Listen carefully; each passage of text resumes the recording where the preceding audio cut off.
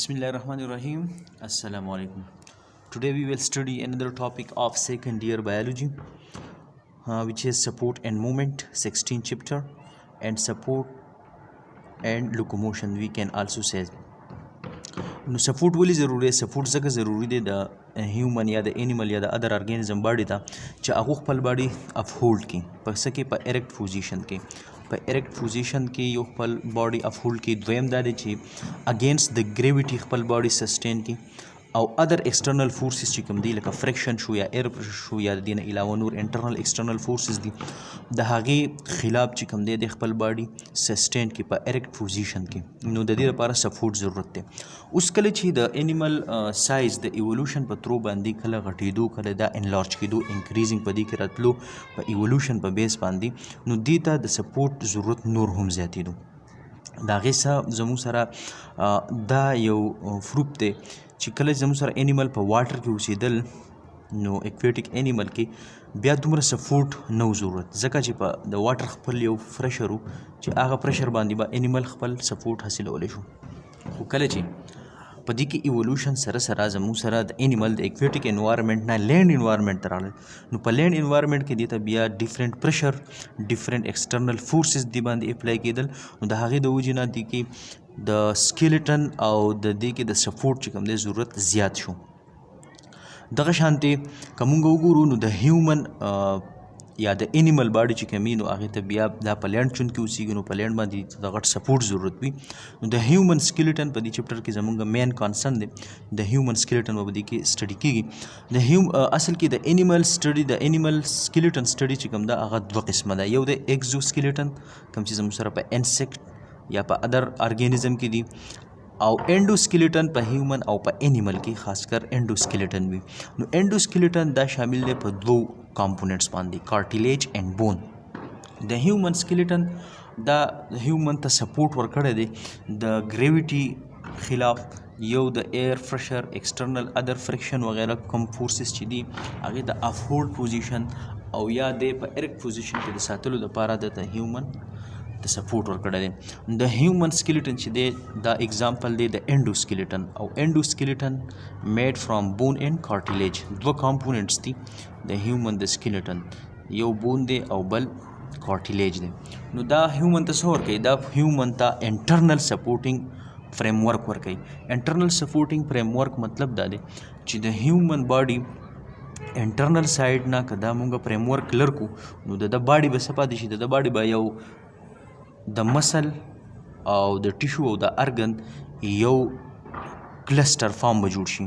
په دې کې به یو فریم ورک نه وي. د لاینګ پوزیشن د سیټینګ پوزیشن یا رننګ یا واکینګ دا به بیا نه کېږي اسانه. نو دغه شانتې دې ته سکیلټن چې دی د هیومن ته یا انیمل ته انټرنل سپورټینګ فریم ورک ورکړی دی. اوس په دې کې مین کانسرن فرست نمبر چې دی هغه بون دی. نو د بون سټډي ته وایي اسټیالوجي. د بون او د کارټیلیج سټډي ته اسټیالوجي وایي. اسټیالوجي د سټډي اف بون اینډ کارټیلیج. بون وس څه دی؟ فرست نمبر بون به وایو. نو بون چې دی دا کنیکټیو ټیشو دی. کنیکټیو ټیشو خو دا د کنیکټیو ټیشو کې هارډیسټ فارم دی. هارډیسټ فارم مین چې دا یو سخت دی، دا نه بینډ کېږي نه دا په دې باندې پریشر اپلای کېږي او دا په کنیکټیو ټیشو کې د ټولو نه هارډیسټ فارم دی. اوس د بون خپل کامپوننټس څه دي؟ نو یو بوني ټیشوز دي، کارټیلیج وي په دې کې، فایبرس کنیکټیو ټیشو او بلډ ویسل او نرز وي په دې کې. اوس بون ته مونږ وګورو د بون سټرکچر سټډي کوو. یو بون مونږ واخلو په هیومن کې چې دی نو ډیفرنٹ بون دي 350 بونز دي. فرست کله چې ډیلیوري وشي په فرست ایج آف لایف کې دا هغه بیا کنورټ شي زیاتره پیکس شي نو هغه 206 بون ته کنورټ شي. په دې بون کې زموږ سره لانګ بون دي، شارټ بون دي، ارریګولر بون دي. نو موږ به یو اگزامپل واخلو د لانګ بون. که هغه بون موږ واغستو یا فیمر بون یا هیومرس واغستو، هر یو بون چې واغستو، په لانګ بون کې موږ یو اگزامپل واغستو چې د هغې سټرکچر څنګه وي. نو دا بون کې زموږ سره کوم مثال په تور باندې دا زما سره یو فرست پارټ شو د بون. نو دا براډیسټ فارم ته مونږ اپیپایسز وایو. کوم چې دا براډیسټ فارم دی. براډیسټ مین چې کوم داسې لږ غټ شوی دی جاینټ سایډ ته چې کوم که دا زه سوپیریر واخلم نو دا زما سره څه وي دا یو اگزامپل دی د لانګ بون. نو په لانګ بون کې که موږ د براډیسټ ایریا ته وګورو د دې نوم دی اپیپایسز. اوس د دې بل سایډ ته تاسو وګورئ نو دا هم اپیپایسز دی ځکه چې دا هم براډ دی، دې ته اپیپایسز وایي. اوس د دې د لینث وایز چې کوم دا ټیوب فارم دی دې ایریا ته کوم چې زموږ سره داسې د براډ ایریا نه لږ کم دی دې ته ډایپایسز وایي یا شیپډ هم دې ته ویل کېږي. نو په اپیپایسز کې دا ایریا چې دا زموږ سره سپونجي ده، سپونجي ان نیچر وي، سپونجي بون ورته ویل کېږي. دا زموږ سره په دې کې هولز دي دا سپونجي. اوس دې سپونجي ایریا کې څه وي دي کې ریډ بون میرو وي او کم چې زموږ سره ډایپایسز. نو ډایپایسز ایریا کې دی ایریا ته دا ایریا چې کوم ده دا دننه انټرنل دې ته لیومن ویل کېږي. لیومن په دې لیومن کې زموږ سره یلو بون میرو وي. نو په ریډ بون مورې چې دی هغه په اپیپایسز ایریا کې په سپونجي بون کې وي او یلو بون میرو چې دی دا په ډایپایسز په لیومن ایریا کې زموږ سره یلو بون میرو موجود دی. اوس دې نه علاوه که مونږ وګورو او د بون کمپوزیشن مونږ وایو چې په بون د څه نه جوړ دی. نو بون چونکې دا د کنیکټیو ټیشو د هارډیسټ فارم دی نو د دې بون چې د څه نه جوړ دی هغې ته بون ګراوند سبسټانس ویلی شي یا ورته میټرکس ویلی شي، میټرکس. نو په دې میټرکس کې د څه نه دی جوړ دی نو په هغې کې 65% زموږ سره ان ارګینیک میټر دی، په هغې کې زیاتره حصه د کیلشیم فاسفیټ دی او کاربونیټ دی. نو کیلشیم فاسفیټ چې کوم هارډنس بون دی هغه د کیلشیم فاسفیټ د وجې نه دی، د بون چې کوم سختوالی دی هغه د کیلشیم فاسفیټ د وجې نه دی. په دې کې زموږ سره 35% ان ارګینیک سبسټانسز دي لکه پروټین شو، کولاجین پروټین او داسې نور ان ارګینیک سبسټانس دي. نو دا زموږ سره 35% دي او ان ارګینیک چې دي هغه 65% دي.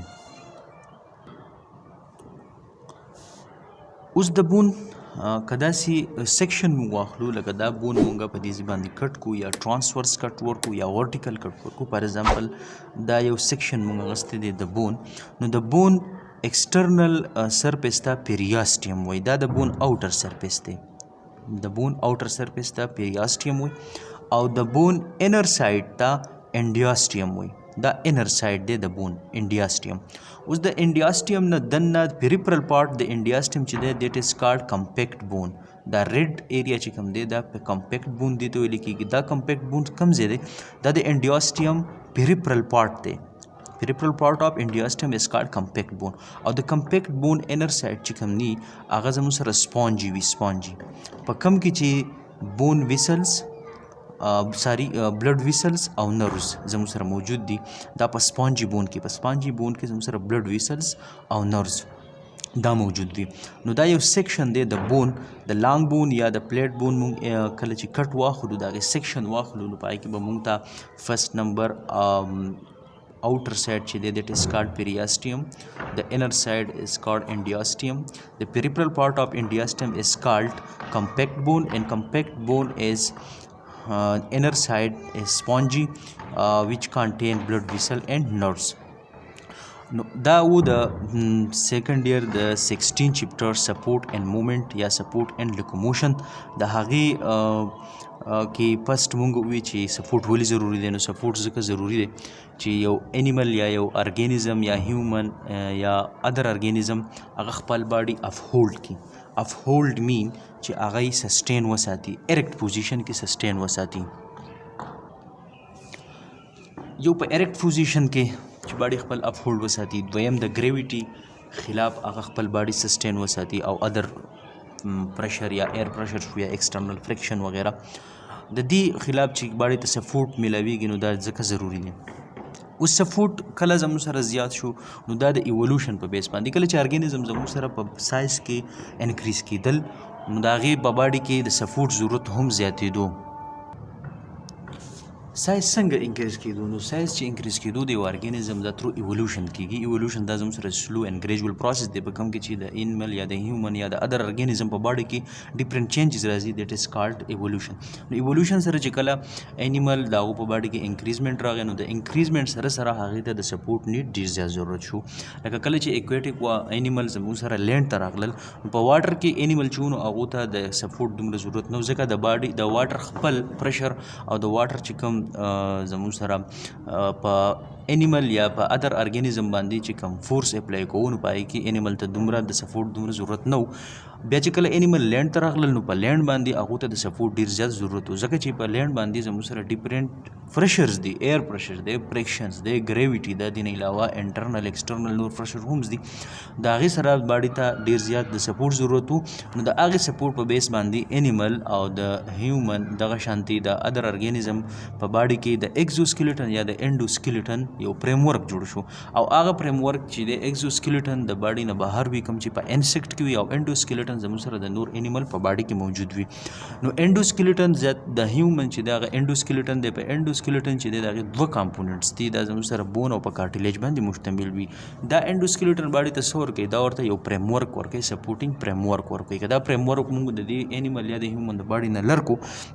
نو د هیومن بیا دغه لاینګ پوزیشن یا رننګ یا واکینګ نور داسې سیټینګ پوزیشن دا به ډیفیکلټ وي لوکوموشن بیا نه کیږي نو د بون او کارټیلیج سټډي ته موږ اسټیالوجي وایو اسټیالوجي کې فرست نمبر په بون باندې نو بون چې دی دا کنیکټیو ټیشو دی خو هارډیسټ فارم دی په کنیکټیو ټیشو کې د ټول نه هارډیسټ فارم دی دغه شانتي بیا موږ ووایو چې د بون ګراوند سبسټانس بون د څه نه جوړ دی نو بون زموږ سره د 65% د انارګینیک میټر نه جوړ دی چې پای کې کیلشیم فاسفیټ او کاربونیټ وي د بون هارډنس چې کوم دی سختوالی هغه د کیلشیم فاسفیټ ته وجې نه دی خاص کر او 35% په هغې کې ارګینیک سبسټانسز دي نو ارګینیک سبسټانسز زموږ سره پای کې پروټین خاص کر کولاجن 1 کولاجن ټایپ 1 ټایپ 2 هغه موجود وي دغه شانتي بیا مونږه د بون سټرکچر وي نو یو بون که لانګ بون یو اگزامپل موږ راغستی دی د لانګ بون کوم چې براډسټ ایریا ده هغې ته ایپیپایسز وي ایپیپایسز دا زموږ سره سپونجي ایریا وي په سپونجي ایریا کې ریډ بون میر وي دغه شانتي د دې کوم چې براډسټ ادر سایډ ته چې کوم براډسټ ایریا دی هغې ته هم ایپیپایسز وي خو د مینز دا ایریا چې کومه ده دې ته ډایپایسز وي یا شیفټ ورته وایي په شیفټ کې چې دی په دې کې یلو بون میر وي دا یلو بون میرو دننه پسې کې په لیومن کې وي دې نه علاوه بیا مونږه د بون انټرنل سټرکچر نو کله مونږه دې بون ته یو کټ ورکو نو د بون فسټ پارټ اوټر پارټ چې کوم دی هغې ته پیریاسټیم وایي سیکنډ انټرنل ته انډیاسټیم وایي د انډیاسټیم انټرنل سایډ چې کوم دی هغه سپانجي وي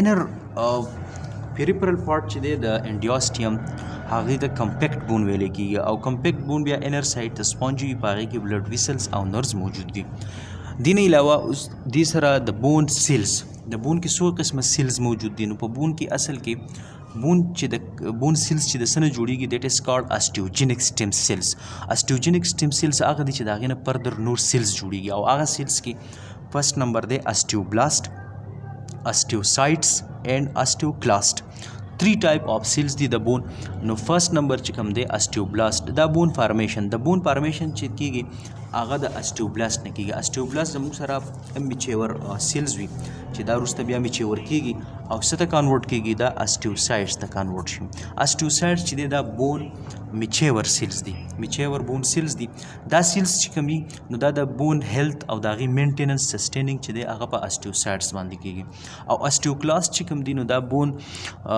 هغه سیلز دي چې بون ریزارپشن ری ابزارپشن نه بون ریزارپشن چې کوم دی دا داسې یو پروسس دی لکه کله چې زموږ سره په بون کې فریکچر راشي یا کریک راشي نو د دې نه د کیلشیم فاسفیټ یا کاربونیټ داسې شي دا ریلیز شي چې کله دا ریلیز شي د ریلیز نه بعد دا بیا بلډ کې شاملېږي دې ته وایي بون ریزارپشن نو اسټیوکلاست یو په دې کې هیلپ کوي دویم په ریپیر کې لکه فریکچر نه بعد یا د کریک نه بعد کله زموږ سره بون ریپیر کیږي او په هغې کې کوم اولډ سیلز یي نو هغه دی ریموو کوي نو اسټیوکلاست چې کوم دی د اولډ سیل ایټینګ اف مطلب دا خوري دا ختموي او ریپیرینګ کوي لکه یو بون زموږ سره فریکچر شو او د هغه بیا ریپیر کیږي په ریپیر کې چې کوم د بون الاینمنټ دی او د بون چې کوم اولډ سیلز هغه ختمول غواړي نو هغه اسټیوکلاست کوي دا و سپورټ اینډ مومنټ ټاپک فرست نمبر ټاپک وو انشاءالله تاسو دې باندې پوه شوي یې که بیا هم څه ستاسو کوېسچنز وي یا کویري وي نو کمنټ سیکشن کې تاسو فیل فری ټو آسک اینډ آلسو لایک شیر اینڈ سبسکرپشن به هم نه هیروئ او دې نه بعد به انشاءالله مونږ د کارټیلیج ټایپس او د هغې سټرکچر وایو تھینک یو الله حافظ